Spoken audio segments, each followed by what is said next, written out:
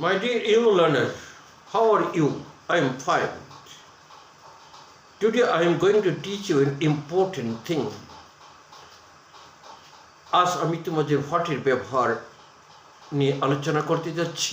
হটের ব্যবহার তোমরা শিখে নেবে। হট দ্বারা আমরা অনেক বাক্য বলতে পারি। হটের পরে টু এর পরে বার।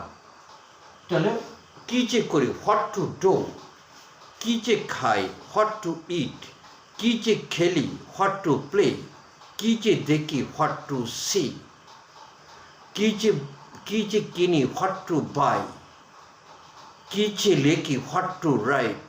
No more today. Thank you.